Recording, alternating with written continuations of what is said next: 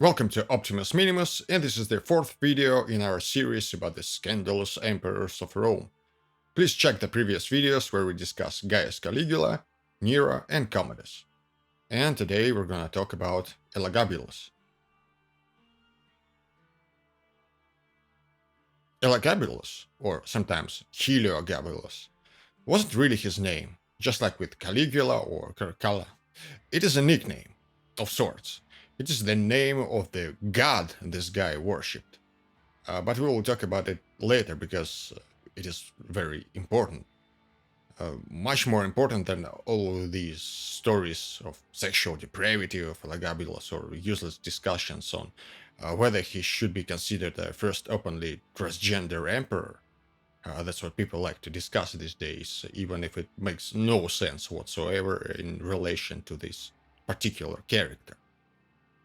So officially the name of the guy was Antoninus, and initially he presented himself as some sort of a successor both to the Antonine and the Severan dynasties. He was also known in the different sources as Varius, Betian, or a combination of different names I just mentioned. Cassius Dio frequently calls him False Antoninus or even Satanapolus, because he hates the guy and tries to insult him. Elagabalus was a relative of the Severan dynasty, a hereditary high priest of, pardon my Arabic, Elagabal, god of the mountain, of the theocratic city-state of Emesa. Emesa is the present-day Homs in Syria, and the center of the cult was, as reported, in the so-called the Temple of the Sun, a present-day great mosque of Al-Nuri, obviously also in Homs, Syria. Emesa was an interesting client state with a tradition of priest kings. They all were related to the wife of Septimius Severus, Julia Domna. The rulers had the Roman citizenship since the time of Augustus. They were also distantly related to the Ptolemaic dynasty of Egypt and Mark Antony. At some point, the granddaughter of Cleopatra and Antony married the priest king of Emesa, which makes Elagabalus a very distant descendant of, well, Cleopatra and Antony. Technically, Elagabalus, the man, not the god, is a member of the Severan dynasty. Septimius Severus, who established the dynasty, was essentially a Romanized Carthaginian. His wife, Julia Domna, was hard to say, a Romanized Phoenician or Arab. It was probably almost the same thing at the time. Today they usually say that she was an Arab. But since we're dealing with the aristocratic house, they obviously had a number of cultural and ethnic components. As I mentioned, the members of the house, Julia Domna included, were also the descendants of Cleopatra, the Greek/Macedonian queen of Egypt, and Mark Antony, a Roman. The sons of Septimius Severus and Julia Domna, Caracalla and Gera, were killed.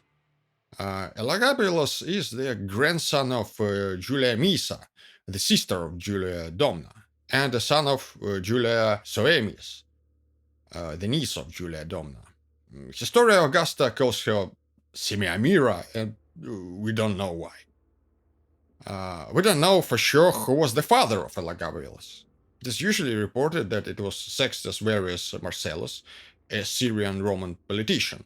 But Elagabalus and his mother insisted that actually his father was the Emperor Caracalla himself, and presented him as a legitimate heir to the Severan dynasty, not just some barbarian priest from the family of Julia Domna.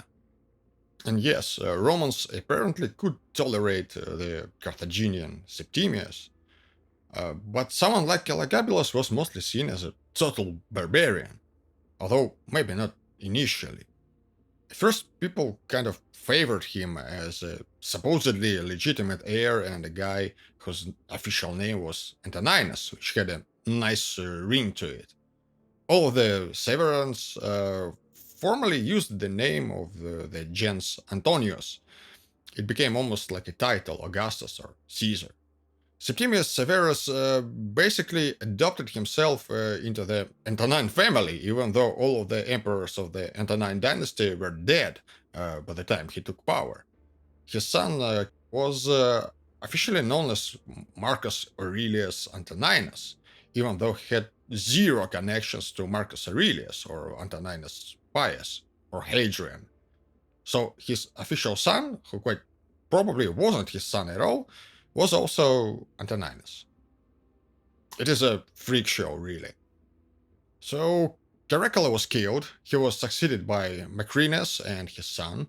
They both were killed, and the alternative candidate, supported by some of the troops, was this son, or maybe not really, a 14-year-old high priest of Emesa, controlled by his grandmother and to some extent by his mother. This kid was transported to Rome. He ruled less than 4 years. The sources are very, very biased. Everyone just hates the guy. And if you ignore the traditional mantra about licentiousness and try to look at the facts, or at something that looks more or less like facts, and to some extent ignore the anecdotes of sexual depravity, it seems that this guy was quite probably an idiot. And it's about time to talk about our sources. The primary sources are absolutely the same as in the case of Commodus. We have Cassius Dio, a contemporary author, at least that's what he says. We have Herodian, and we have an abomination of Historia Augusta. We will talk a little bit about sexual depravity later on, but this is not the main thing here.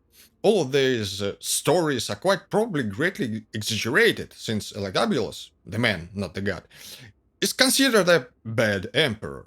So lots of bias, lots of slandering, character assassination mode. The most interesting thing here is not that he, as reported by Historia Augusta, really liked, pardon my English, big dicks. No, the most interesting thing is his religious policies.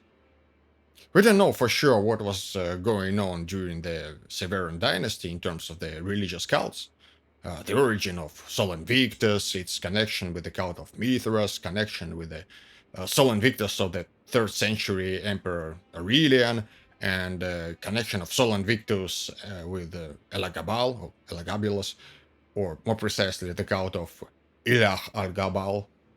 But it seems that although the Severan dynasty was essentially a foreign dynasty, and Septimius Severus definitely had some conflicting identities, one of a Roman general and another of a Carthaginian who worshipped Hannibal as a hero and decorated his tomb.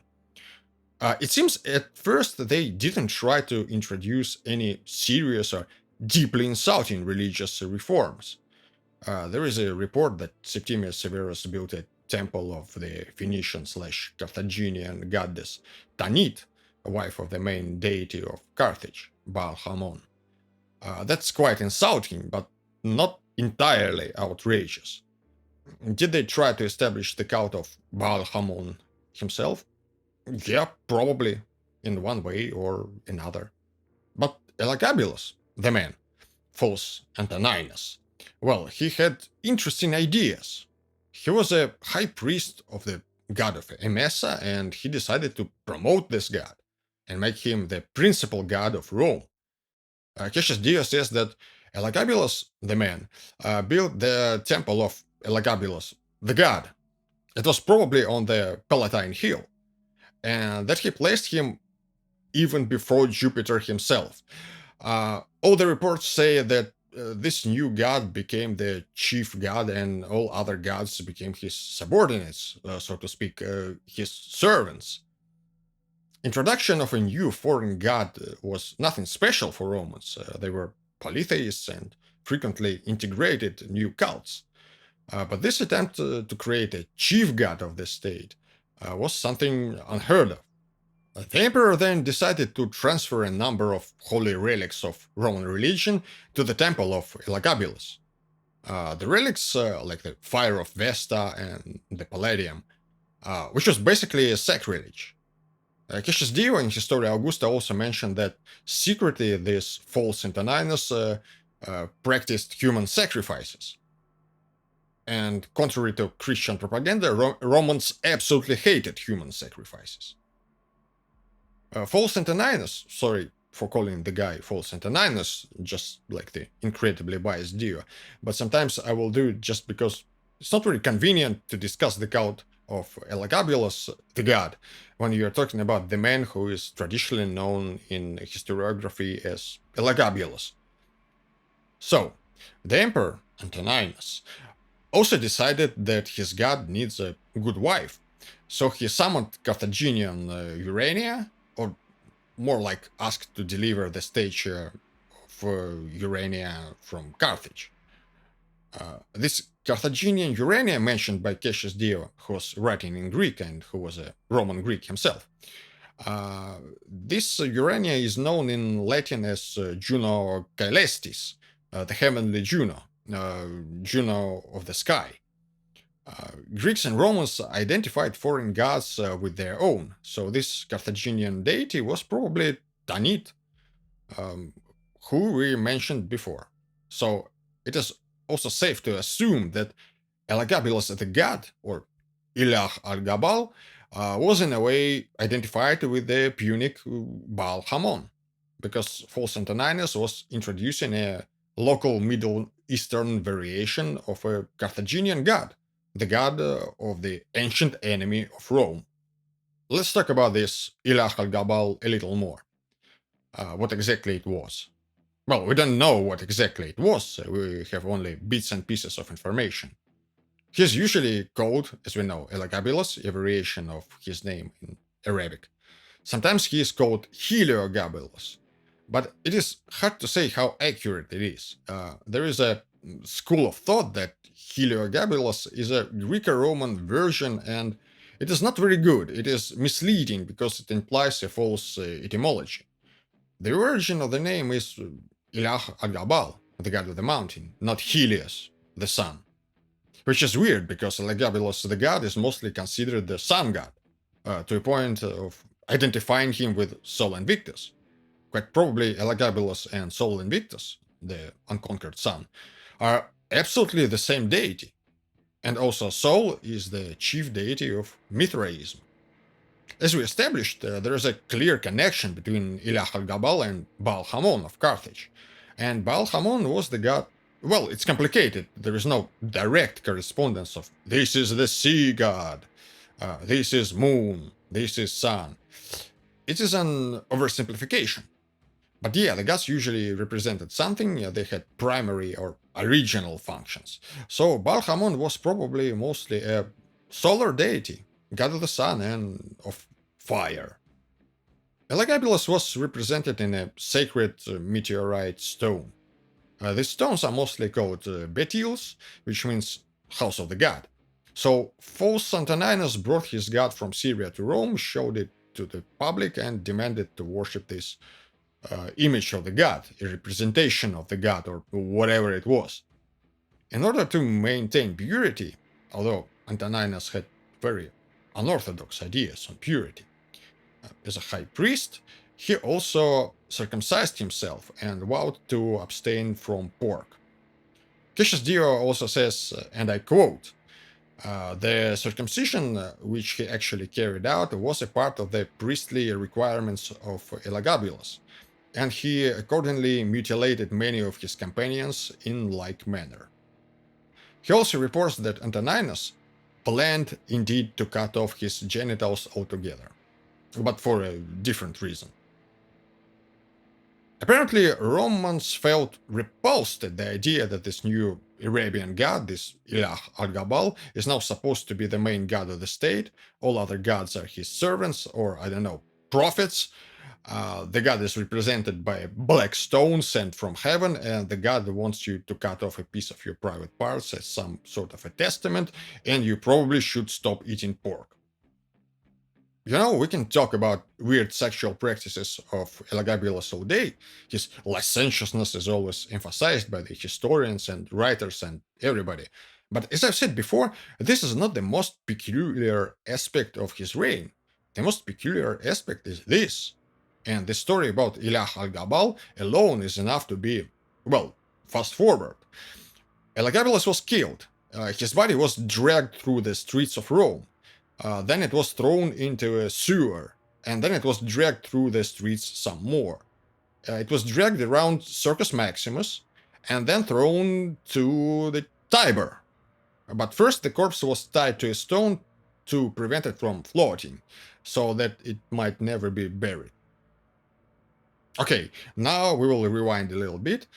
Once we're mostly finished with the most insulting thing Elagabalus did, we'll proceed to something less insulting. Well, he married the priestess of Vesta. I don't really know how it can be less insulting, but yeah, compared to the adventures of the Black Stone. The reason for the marriage was, and I quote Cassius Dio, "I did it in order that godlike children might spring from me, the high priest, and from her, the high priestess." I have to remind you that desecrating the priestess of Vesta, the Vestal Virgin, was basically considered incest by the Romans, because the Vestals were the children of all of the Roman nation.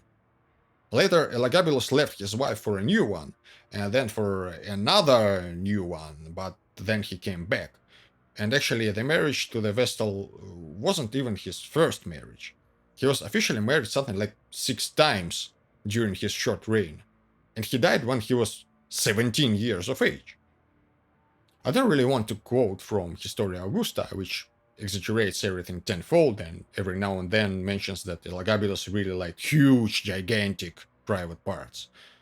But even more respectable authors, the two remaining authors, Cassius Dio and Herodian, make comments on Elagabalus and his promiscuity, which is expected, they just follow the tradition. And they also mention truly scandalous behavior when the guy actually kind of unofficially married a slave called Hierocles and started wearing women's clothes, called himself the wife of Hierocles, and had serious plans to make his husband a Caesar, which was met with serious opposition from his grandmother. It's quite obvious that a 14-year-old high priest was absolutely incapable of running the government. So it is assumed that he was controlled by his mother, Julia Soemis, and his grandmother, the matriarch of the family, Julia Misa. It is quite possible that Julia Soemis and the mother of Elagabalus was more or less okay with the behavior of her son and probably even encouraged his religious reforms. Which is one of the possible explanations why Julia Misa at some point started to support the other branch of this nice family, her second daughter, and Julia Mamaea, and her young son, who later will be known as the Emperor Severus Alexander. Elagabalus just destroyed his public image and provoked hatred among the army and the Praetorians. And the possible successor was right here, and the soldiers seemed to like him.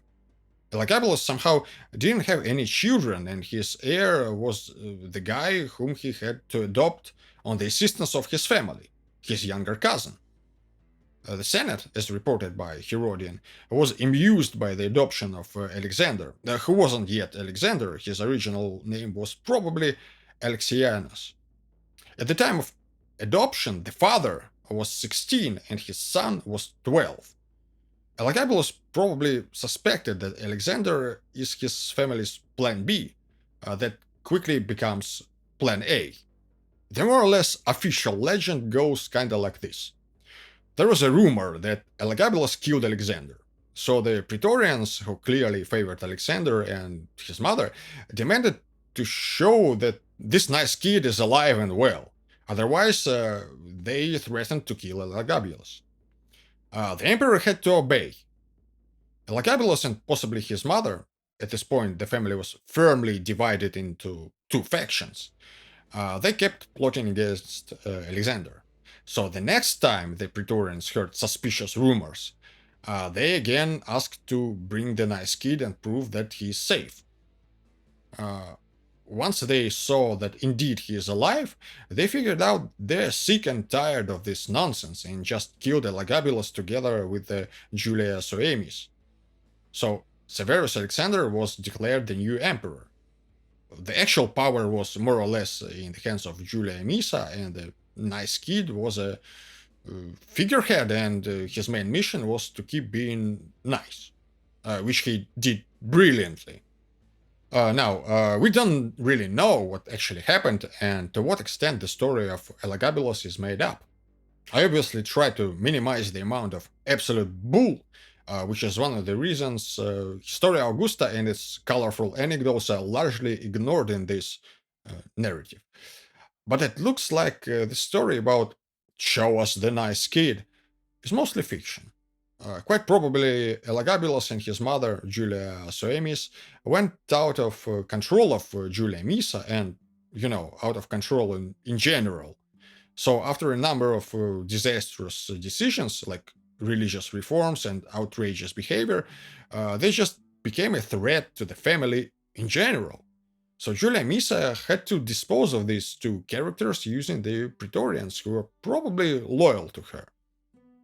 Severus Alexander kept being a nice kid for the rest of his life, although it wasn't very long. He was the last emperor before the black hole in the history of antiquity, the crisis of the 3rd century. Thanks for watching. Don't forget to subscribe, share, like, and leave a comment. And see you soon.